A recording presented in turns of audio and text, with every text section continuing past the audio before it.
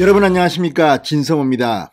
이재명 민주당 대선 후보가 얼마 전 TV 토론에서 우크라이나 침공에 대해서 이 정치 초보인 우크라이나 대통령이 러시아에 이런 침공의 빌미를 제공했다는 취지의 발언을 해서 논란이 됐습니다.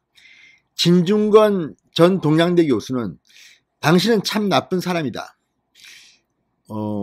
당신도 인간이냐, 이렇게 강하게 비판하기로 했습니다.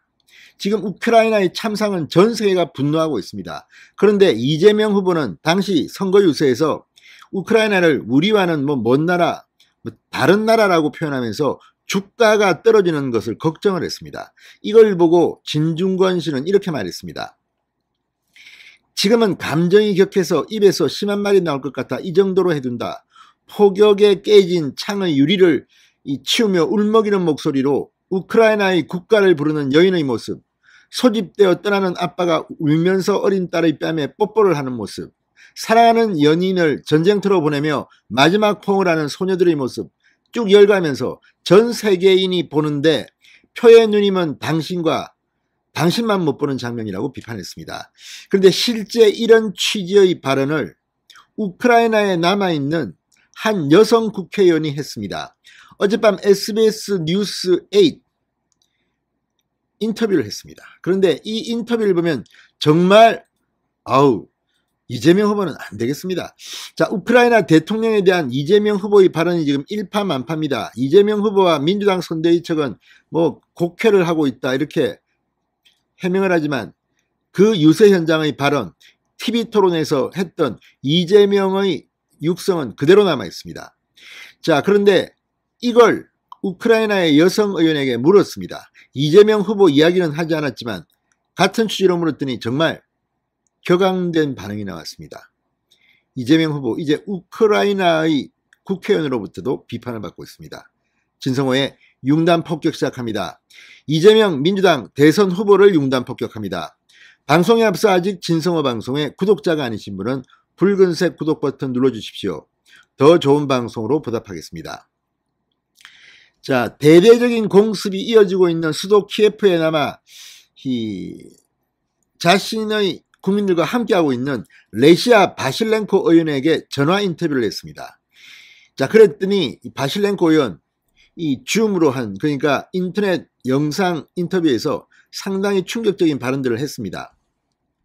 지금도 수도 키예프에 남은 사람들은 악몽 같은 공습을 견뎌내고 있다고 했습니다. 그런데 이재명 후보는 그런 우크라이나 국민들의 아픔은 외면한 채 주가 걱정을 하고 있으니 정말 이런 사람이, 이런 국제적인 감각도 품격도 없는 사람이 대통령이 되어서는 되겠나는 생각을 하게 됩니다. 자, 바실렌코 우크라이나 의원은 매일 밤 악몽이 반복된다. 저 같은 엄마들은 밤을 보내기 위해 아이들을 지하철로 데리고 가야 합니다. 24시간 동안 우크라이나에 수십 차례의 공습이 있었습니다. 마치 영국 무슨 처칠 전쟁 영화를 본 것 같은 장면이 지금 실제로 우크라이나에서 벌어지고 있는 겁니다. 또 러시아군이 국제법으로 금지된 진공폭탄 등 대량 살상 무기를 우크라이나 인구 밀집 지역에 사용해 민간인들을 무차별 살상하고 있다고도 주장했습니다. 그런데 이재명 후보의 입에서는 그런 말이 나옵니까? 자, 레시아 바실렌코 의원은 러시아군은 무고한 민간인들을 학살하고 있습니다. 그들은 제네바 협정에서 금지한 무기들을 사용하고 있습니다. 그들은 인구 밀집 지역을 타격하고 있습니다. 자, 그러면서 핵무기로 괴롭히는 것은 푸틴 대통령이 공황 상태에 빠졌다는 신호입니다. 우크라이나는 러시아랑 매우 가깝습니다. 러시아 사람들도 핵폭발로 고통을 겪을 수밖에 없습니다. 푸틴이 자기 국민에게 관심이 없다는 것을 보여줍니다. 자, 그러면서 이제 이재명 후보의 발언과 관련된 질문을 SBS 기자가 합니다. 젤렌스키 대통령이 러시아를 자극해서 전쟁이 난 거 아니냐는 일부 지적에 대해서는 이렇게 답했습니다. 이재명 후보라는 말 안 했습니다.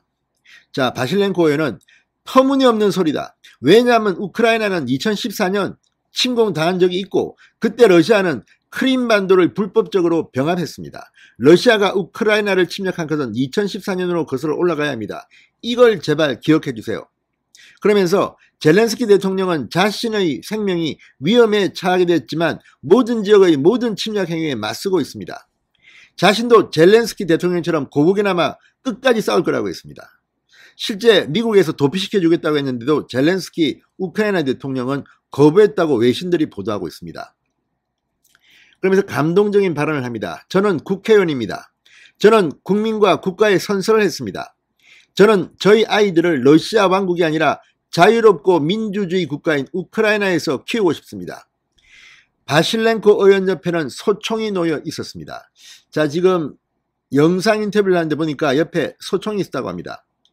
방어용 무기를 가지고 있나요? 저는 AK-47 소총과 PM 총이 있습니다. 우리가 진짜 위기에 처했기 때문에 지급됐습니다. 6.25 전쟁 당시 유엔이 총회 결의를 통해 군대를 보냈던 방식이 우크라이나 사태에도 해법이 될 수 있다고도 말했습니다. 자, 이런 우크라이나의 바실렌코 여성 의원의 인터뷰를 보고도 이재명 후보는 계속 그런 주장을 하실 건지. 자, 이와 관련해서 윤석열 후보도 어제 이 비싼 평화를 강조한 이재명 후보에게 매국노 이완용을 빗대어 비판했습니다. 윤석열 후보는 어제 3.1절을 맞아 올린 페이스북 글에서 집권 여당 이재명 후보는 아무리 비싼 평화도 이긴 전쟁보다 낫다고 주장한다.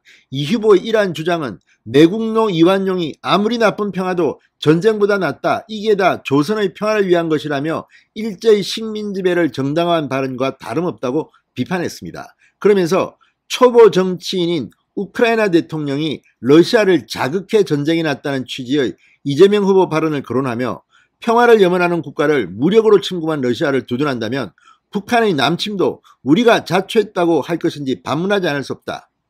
중국을 대국으로 숭배하고 러시아 눈치를 보면서도 자주독립 외교를 공약으로 내세운 이재명 후보와 집권 민주당의 이중성애는 더욱 아연해진다. 안보태세를 굳건히 하여 전쟁을 막고 평화를 지키자는 이야기를 그들은 전쟁광의 주장으로 비틀어 국민을 기만하고 있다고 말했습니다. 자, 어쨌든 이번 우크라이나 대통령 이재명 후보 발언은 앞으로 대선 가도에 상당한 영향을 미칠 것으로 보입니다. 진성훈의 융단 폭격이었습니다. 여러분 감사합니다.